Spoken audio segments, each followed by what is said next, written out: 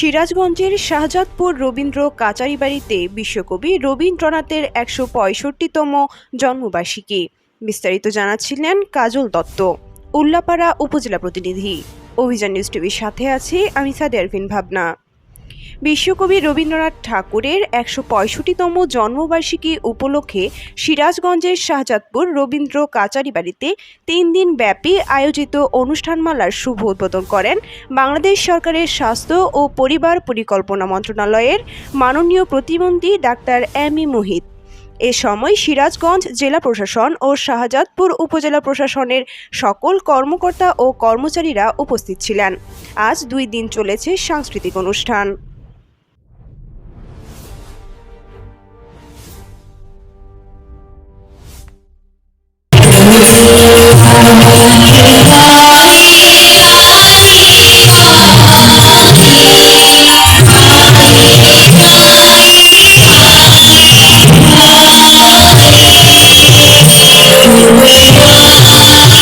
ময়মনসিংহের শম্ভুগঞ্জ এলাকায় নতুনভাবে যাত্রা শুরু করেছে তালুকদার ডায়াগনস্টিক সেন্টার অ্যান্ড হাসপাতাল।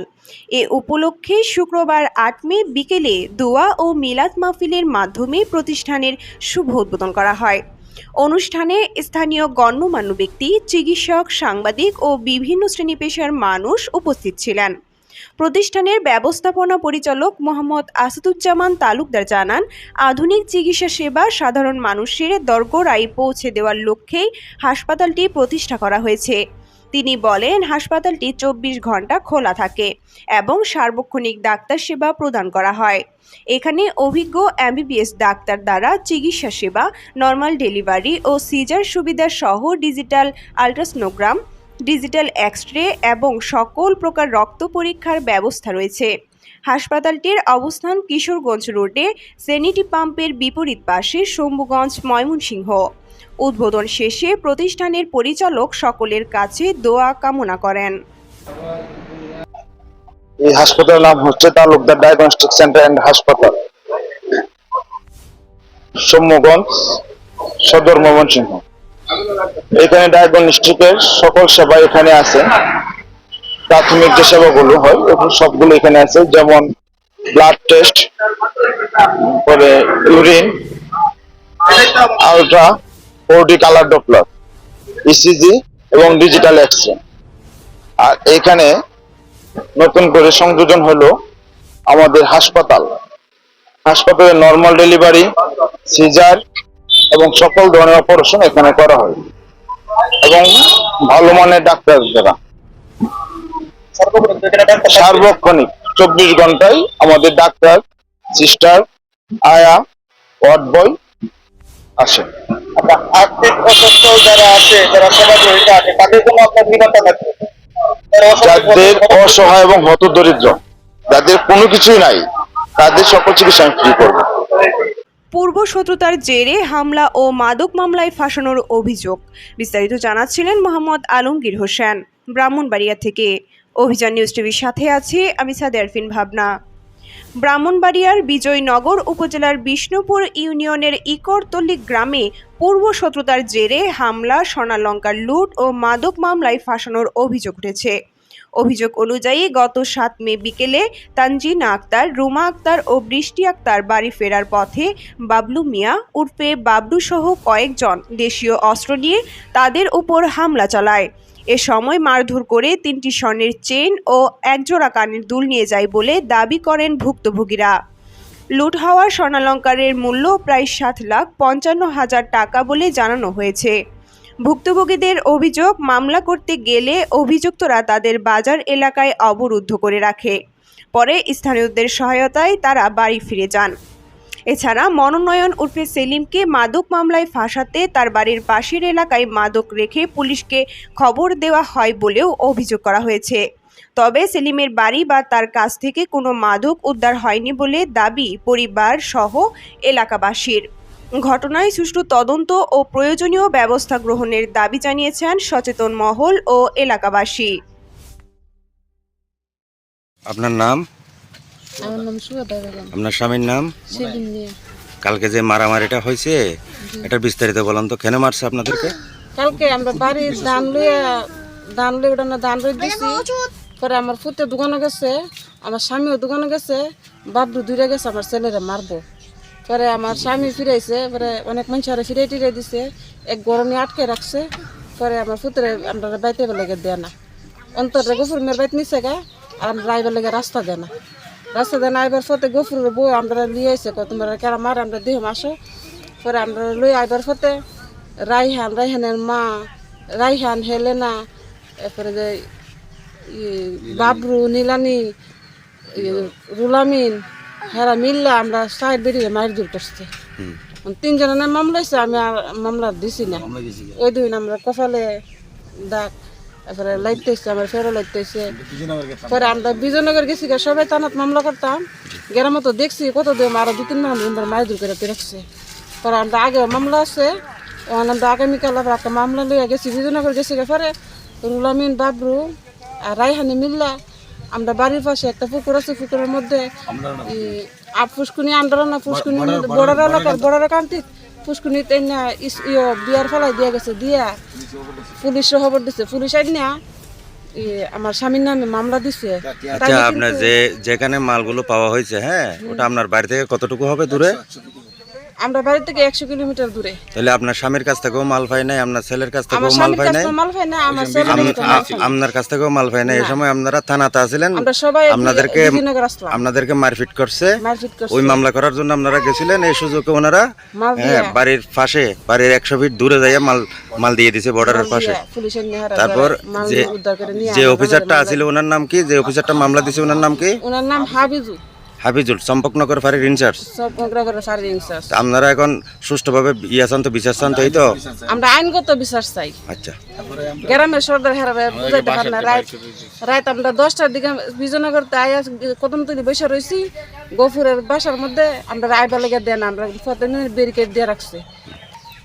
রাত 12টার দিকে আমরা গ্রামের সর্দারে লইছে লোকমানকারী, এরপরে অনেক মানুষ আছে, হেরারে মানে না, হেরারে তুই আমরা মায়ের দুধ লেছে। এই ফাঁকে পুলিশ এসে, পুলিশে আমরা বাড়িতে নিয়ে দিয়ে গেছে। এখন আজকেও আমরা বাড়ি থেকে বাইরে হবে লেগে দেয় না, তারা মারবো, বাড়ি বেঁধে লিয়ে বই দিচ্ছে। ঠিক আছে, আপনারা আইনগত ব্যবস্থা চান? আমি আইনগত ব্যবস্থা বিচার চাই। আমার রাস্তা দিয়ে যাবো, রাস্তা তো চলাফেরা, আমরা রাস্তা দেন, রাস্তা তো সরকারি রাস্তা। আমার জামাই অসুস্থ মানুষ, তাইনের নামে মামলা দিছে, তাইনের শরীর অবস্থা দেখেন, তাইনের রাইহেন হেরা টাকা দিছে পুলিশে, পুলিশে টাকা হাইছে, হাইসে আমার স্বামীর নামে মামলা দিছে। আচ্ছা, ঠিক আমরা আছে, নিরীহ মানুষ। আচ্ছা, ঠিক আছে। আপনার নাম? আমার নাম মোনায়েম উপরে সেলিম। আমার ছেলে আমার যখন গেছে দোকানের পিছনে, তখন আর পূর্ব 70 তারিখা আমার ছেলের দোকান থেকে নিষেধ দিছে, দোকানে আমার পারমিশন দিছে কারা। এই ডেলে ঝগড়া লাগিয়া আমার ছেলের মায়ের দূর করছে, আমিও গেছি, আমিও ফিরাইছি, গ্রামবাসীও ফিরাইছি। আর ফেরা ফিরতে রাজি না, আর মাইরা টেয়া দালাবো 20 লাখ, জানে মাইরে লিব, আর কোনো মানব ফিরাইতে পারতেছে না। এরপরে আমরা যাওয়ার পরে আমরা গফুরের বউ নিয়ে আসতে, এই আমরা আমার স্ত্রীর, আমার ছেলের বউরে, আমার মেয়েরে আনায় সাইরা, আমার ভাতিজা বউরে এভাবে আন্না রাস্তার জন্য আনছে। হ্যাঁ, সবটি লোক সিজারের লোক, হেরার মনে করেন এরা স্থল ফেটও আঘাত আইছে, বাড়িছে। হ্যাঁ, এভাবে ধরে রেখে মনে করেন হেরা মাইটা হিলাইছে। উনাও বুঝতে পারছে না যে ওনার কারণে এই মাইটা হাইব। তখন আমরা এই ফাঁকা থেকে আমরা গেছি গা, মাইটের হাইয়া মামলা করতে গেছি গা। যাওয়ার পরে হেরা এই কি করছে, এই মাদক নিয়ে আসিয়া আমরা বাড়ির 100 কিলোমিটারের মতো এই বর্ডারটা আছে এক দূরে আর কি। তখন এই পুষ্কুনি বিজেন রুলামিনে গিয়া মালামাল তৈয়া, এরপর রুলামিনে গিয়া ওই চম্পকনগরের ইনচার্জ আনছে। আইনার নাম কি? ইনচার্জের নাম কি? ইনচার্জের নাম হইলো গিয়া হাবিজুর রহমান। আপনার কাছ থেকে তো কোনো মাল পাই না? আমার কাছ তো পাই না, আমার ছেলের কাছ তো না, আমরা বাড়ি তো না, আশেপাশের থেকে কেউ না। এইভাবে আর টাকা হায়া আমি জানাইছি, ওসি সাহেবকে জানাইছি, এরপরে আপনার এই ডিসি সাহেবকে জানাইছি, এফসি সাহেবকে জানাইছি। জানানোর পরে এরা কইছে মামলা দিত না। এরপরে গিয়া আবার রাত্রে মনে 1টার পরে শুনলাম যে আমার নামে মামলা দিয়ে দিছে। তখন আমরা তো বাড়ির না, আমরা গেছি মামলা করবার লেগে, আমরা তো কেউ নাই। রাত্রেবেলা এই সন্ধ্যার টাইমে আমরা হয়েছে, আমরা বাড়ি যাইতে পারছি, আইতে 12টা বাজছে। তখন আমরা বাড়িতে আর মানুষে আমরা শৈশবদের আইনা বাড়ি দিয়ে গেছে, এবং পুলিশের সাথে আইসে আমরা হেল্প করে বাড়ি দিয়ে গেছে। আমরা বাড়ি ঢুকতে পারি না, আমরা রাস্তাঘাট ব্লক করে রাখছে। আজকেও সারাদিনের ভিতরে এই ব্লক করে রাখছে। ব্লকের পরে কোনো শৈশবদের আর কথাবার্তি শুনে না। এরা মায়ের দূর করবো, এরা মায়েরা বিচার চাইব, 20 লাখ টাকা লাগব। মামলা করছি, মামলাকে লিগে করলাম। আমরা আইনের সাহায্য আমরা আইনের সহযোগিতা চাই স্যার, আমরা আইনের সহযোগিতা চাই। আর যে নিরহ মানুষ আমরা আর হইলো প্রতাপশালী লোক, আর আমরা এইভাবে ফাঁসাই দিচ্ছে আমরা এইভাবে। তারপরে ইনচার্জে গিয়ে আনছে রুলামিনে গিয়া ওই এই কালোর দোকান থেকে আনার পরে আইনা সাইরা এরা তৈয়া পর আইনা সাইরা এরপরে বিষয়টা করছে, করার পর আমরা তো কোনো কিছু জানি না। আচ্ছা, আপনারা এখন আইনগত সহযোগিতা আমরা চান তো? আইনগত সহযোগিতা চাই। আমরা এই অপমান বা এই পুলিশে টাকা হয়েছে হায়ার পরে এরপরে এই মামলাটা দিয়েছে, নাহলে তো পুলিশ বলছে আমরা মামলা দিব না। আচ্ছা ঠিক আছে। তাহলে আমরা দ্বারা মাল পাই না, আমরা বাড়িতে পাই না, আমার ছেলের দ্বারা পাই না। আমরা থানায় আসছিলাম, আমরা কেন দিল আমি আইনগত আমি বিচার তাহলে চাই। আপনি থানায় আছিলেন, হ্যাঁ। ওনারা এই সুযোগটা কাজে লাগাইছে। কাজে লাগাইছে। আপনার বাড়িতেও মাল আমরা পাই না, বাড়ি আপনার না। ছেলের কাছ থেকেও পাই না, আপনার কাছ থেকেও পাই না। না কেউ দ্বারা পাই আপনার না। বাড়ি থেকে 100 ফিট দূরে বর্ডারের পাশে পুষ্কুনি, হ্যাঁ, কেউ পুষ্কুনি দিল আবার আরেকজন আমদারও না, হেরার ওই রুনার পুষ্কুনি, ওটা তো আপনাদের না। এটা আমরা ধরে না, আমরা ওখানে মাদক রেখে আপনাদেরকে ফাঁসানোর চেষ্টা করছে এবং আপনাদেরকে ফাঁসাইছে। পুলিশ আনছে আর এখন আপনার নামে মামলা দিয়ে দিচ্ছে। মামলা দিয়ে দিয়েছে। আচ্ছা ঠিক আছে। এটা আমি আইনগত, আমি অসুস্থ মানুষ, আমি আইনগত বিচার চাই। মারছে। আচ্ছা, সরকার এখন বেশি বেশি পলিটিসাইজ হয়ে গেছে। এখন পলিটিক্যাল জায়গাগুলো দখল করার কাজে ব্যস্ত থাকলে তো এই সময় হবে না। এই সময় দেশের মানুষের নিরাপত্তাকে আগে নিশ্চিত করতে হবে। সাংবাদিক বন্ধুগণ, আপনারা সবাই কেমন আছেন? কষ্ট করে এসেছেন এই রোদের মধ্যে। আপনারা জানেন যে গত 1 তারিখ আমরা 2টি দেশ সফরের উদ্দেশ্যে রওনা করেছিলাম, প্রথমত জাপান এবং পরবর্তীতে থাইল্যান্ড। জাপানের সফরটি ছিল সরকারি এবং বেসরকারি পর্যায়ে। আমরা 8 দিন সেখানে অবস্থান করেছি। এই অবস্থানকালে আমরা জাপান সরকারের পররাষ্ট্র মন্ত্রণালয়ের যিনি ভাইস মিনিস্টার, তার সাথে আমরা আলোচনা করেছি। এই আলোচনা খুবই অর্থবহ ছিল। আপনারা এও জানেন যে স্বাধীনতার পর জাপান 1972 সালের 1 জুলাই তাদের এমবেসি বাংলাদেশে স্থাপন করে এবং সেই থেকেই তারা আমাদের সাথে কাজ করে যাচ্ছেন। জাইকা আমাদের অন্যতম বড় উন্নয়ন পার্টনার, অংশীদার। তারা বিশ্বের 151টি দেশে কাজ করেন, কিন্তু বাংলাদেশ হচ্ছে তাদের দ্বিতীয় বৃহত্তম হাব। এদিক থেকে বাংলাদেশ তাদের কাছে খুবই গুরুত্বপূর্ণ। তাদের সাথেও আমাদের আলোচনা হয়েছে। এখানে সাউথ ইস্ট এশিয়ার যিনি ডিজি, তার সাথে ফ্রুটফুল বৈঠক হয়েছে। প্রত্যেকটি বৈঠকই 1 ঘন্টার কম, কোনোটাই স্থায়ী ছিল না। দীর্ঘ সময় ধরে অনেক বিষয়ে আমরা আলাপ আলোচনা করেছি। বাংলাদেশ এবং জাপান 2টি দেশ আরও ঘনিষ্ঠভাবে কাজ করার মাধ্যমে আমরা বাংলাদেশের উন্নয়নকে আরও কীভাবে বেশি নিশ্চিত করতে পারি, এগুলাই ছিল আমাদের আলোচনার মূল বিষয়বস্তু। সেই সাথে আমাদের education exchange programme, skill development programme, বিভিন্ন খাতে তাদের বিনিয়োগ এবং বিদ্যমান যে সমস্ত প্রকল্প আছে সেগুলা সঠিক সময়ে যাতে মানসম্মতভাবে শেষ হয়, স্বচ্ছতার সাথে শেষ হয়, সে বিষয়গুলো আমরা তাদের সামনে তুলে ধরেছি। আপনারা জানেন যে জাপান একটি স্বচ্ছ দেশ, তাদের সবগুলা ডিলই স্বচ্ছ থাকে। তারপরেও আমাদের দেশে অনেক প্রবলেম আছে আমরা জানি। আমরা তাদেরকে এই বিষয়গুলো নজরে নেওয়ার অনুরোধ করেছি, যাতে তাদের অংশীদারিত্বের প্রত্যেকটি টাকাই গুনে গুনে কাজে লাগে, তার কোনো অপব্যবহার না হয়, অপচয় না হয়, দুর্নীতি না হয়, এখান থেকে লুটপাট না হয়। তারাও আমাদের সাথে একমত যে এই বিষয়ে তাদের দিক থেকে সর্বোচ্চ সতর্কতা তারা অবলম্বন করবেন। আমরা সিটি গভর্নরের সাথে মূলত বসেছিলাম তাদের ডিজাস্টার ম্যানেজমেন্ট এবং ওয়াটার সাপ্লাই এই 2টা বিষয়ে তারা কিভাবে এত বড় একটা সিটিকে ম্যানেজ করে এটা বোঝার জন্য। আপনারা জানেন জাপান হচ্ছে বিশ্বের সবচেয়ে বেশি ভূমিকম্প প্রবণ এলাকা। আমরা থাকা অবস্থায় আমরা 8 দিন ছিলাম, এর মধ্যে 6 দিনই ভূমিকম্প হয়েছে। এরকম একটা দেশের নাম হচ্ছে জাপান। সেই জাপান কিভাবে তাদের এত বড় ইনফ্রাস্ট্রাকচার ম্যানেজমেন্ট করে, এটা আমাদের বিশাল কিউরিওসিটি ছিল। সেই বিষয়ে অনেক কথা তাদের সাথে হয়েছে। আশা করি দেশের ভবিষ্যতে উন্নয়নে এগুলা কাজে লাগবে ইনশাআল্লাহ। এরপরে জাইকার সাথেও মিটিং হয়েছে। তাদের আরও সামনে অনেকগুলো বড় প্রকল্পের চিন্তা আছে। আমরা তাদেরকে বলেছি যে শুধুমাত্র আরবান ডেভেলপমেন্ট নয়, শহরে অবকাঠামো নয়, বরঞ্চ গ্রামীণ অবকাঠামো উন্নয়নেও তারা যেন ভূমিকা রাখতে পারে, যাতে আমাদের দেশে একটা সমান্তরাল ইউনিফর্ম একটা ডেভেলপমেন্টের পরিবেশ সৃষ্টি হয়।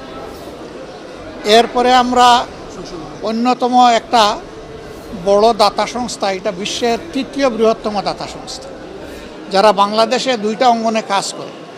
একটা লেপ্রোসি নির্মূলে কাজ করে, আরেকটা তারা আমাদের রোহিঙ্গাদের মধ্যে কাজ করে। রোহিঙ্গা শরণার্থী যারা আছেন, বাসাঞ্চলে তাদের কাজ আছে, বুকিয়া এবং টেকনাফে তাদের কাজ আছে, আর সারা দেশে তাদের লেপ্রোসির উপরে কাজ আছে। তো এই বিষয়গুলো নিয়ে তাদের সাথে আমাদের ডিটেলস আলোচনা হয়েছে। তারা ক্লাইমেট চেঞ্জের, জলবায়ু পরিবর্তনের যে আমরা ওয়ার্স্ট ভিকটিম হয়েছি, এই ক্ষেত্রেও তারা অনেক কাজ করতে চায়, তারা একটা পরিবেশ চায়।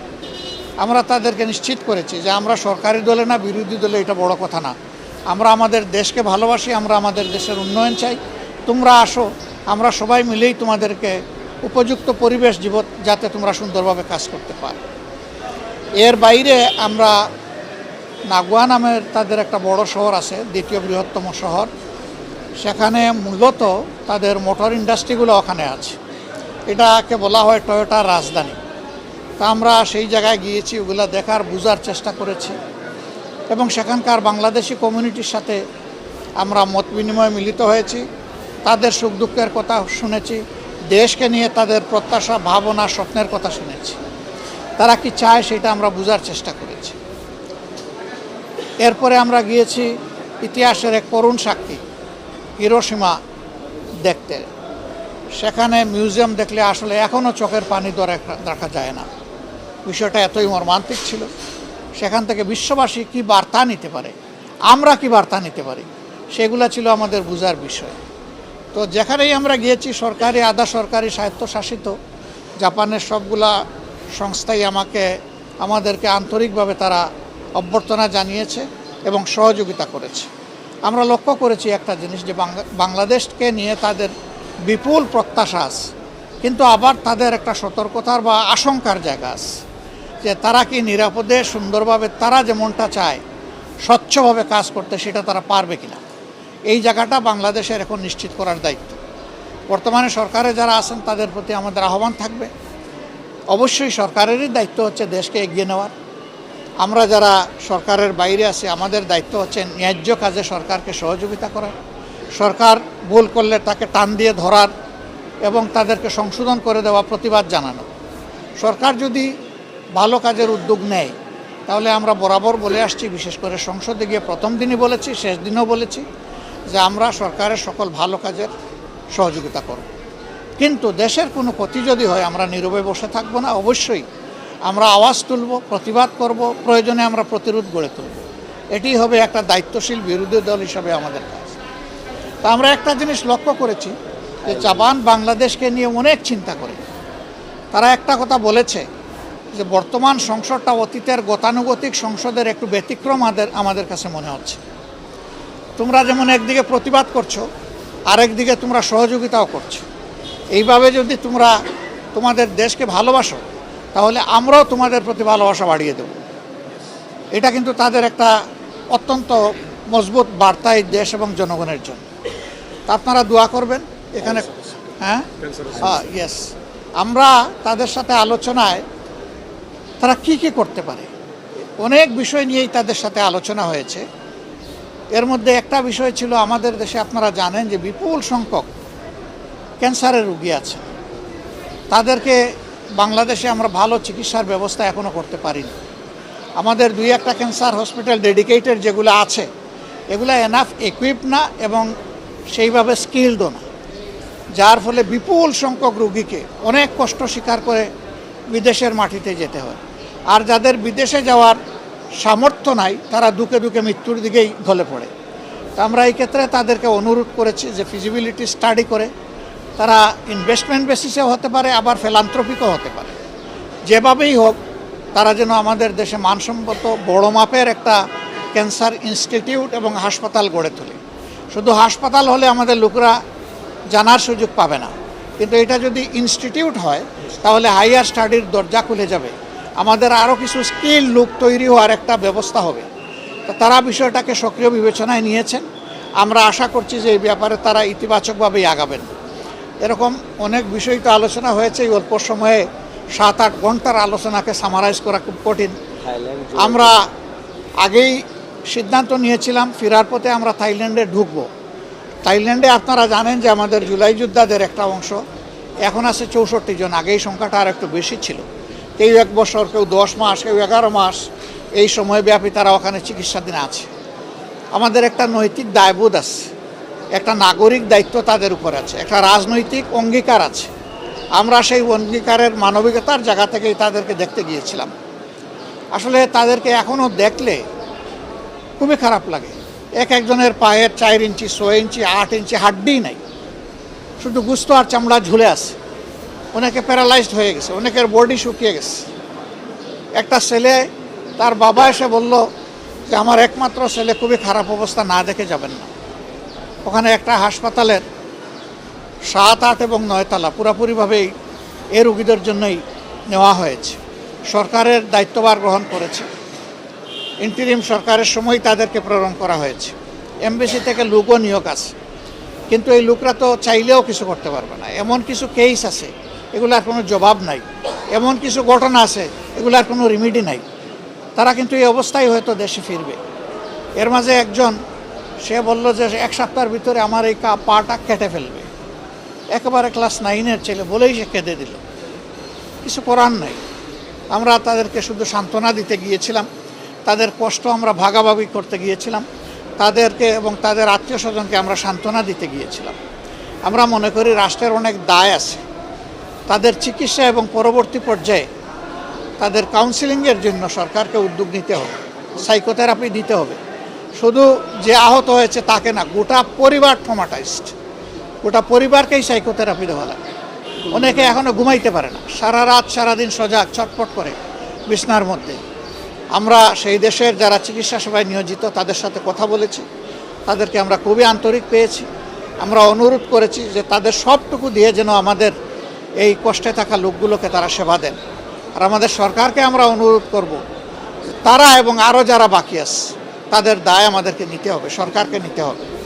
তাদের সুচিকিৎসা সর্বোচ্চ যেটা সম্ভব এটা নিশ্চিত করতে হবে। 3টা কেস আছে, এটা ব্যাংককে চিকিৎসা হবে না, তাদেরকে অন্য দেশে পাঠাতে হবে, ওখানে ওই চিকিৎসা নাই। এটা বড় মাপের নার্ভ ইনজুরি, তাদেরকে মিনিমাম সিঙ্গাপুরে পাঠানো লাগবে। আমরা সরকারের সাথে এই নিয়ে কথা বলবো ইনশাআল্লাহ। তো আপনারা দোয়া করবেন। আর আমরা যেখানে গিয়েছি 2টা আওয়াজ খুব মজবুত ছিল। আমরা প্রবাসীদের সাথে যখন বসেছি তারা বলেছে আমাদের অনেক প্রবলেম আছে, কিন্তু আমাদের একটা দাবি খুবই জোরালো, এটা হলো গণভোটের রায় যেন বাস্তবায়ন হয়। আমরা ভোট দিয়েছি, আমরা যেন আমাদের ভোটের মূল্যায়ন হয়েছে এটা আমরা দেখতে পাই।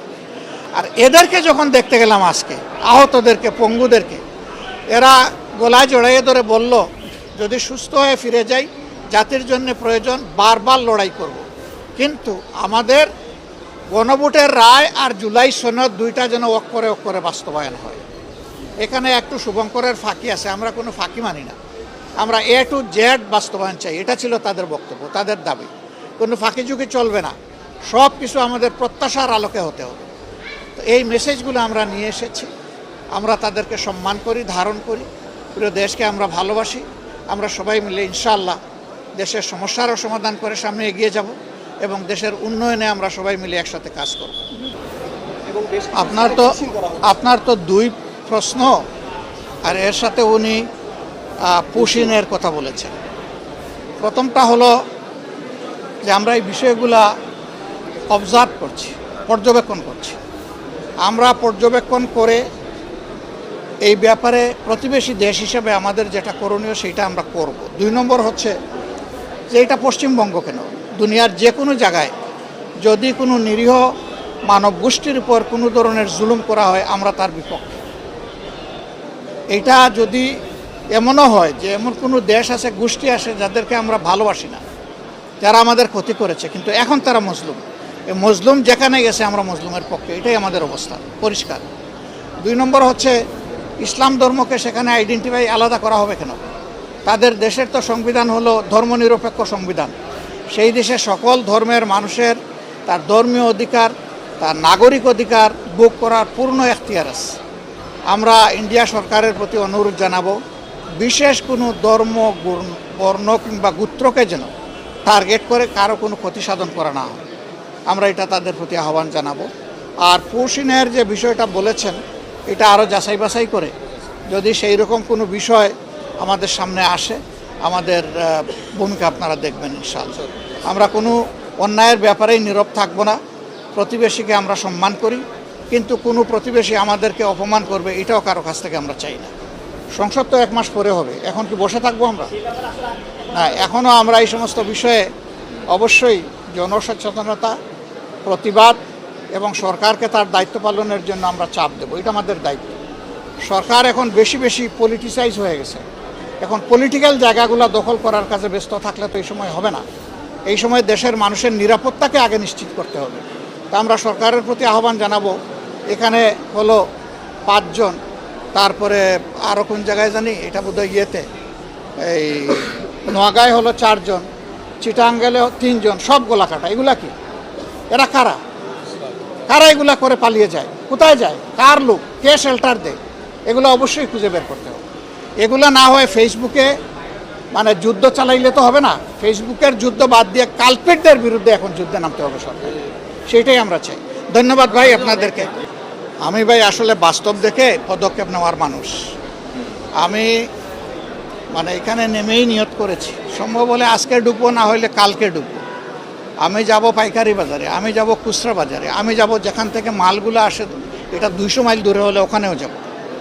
ওখানে উৎপাদন স্থলে এটার দাম কত, এখানে আসার পরে পাইকারি মার্কেটে কত, তারপরে খুচরা মার্কেটে কত, এই 3টা যাচাই করার পরে আমরা আমাদের ভূমিকা নিই।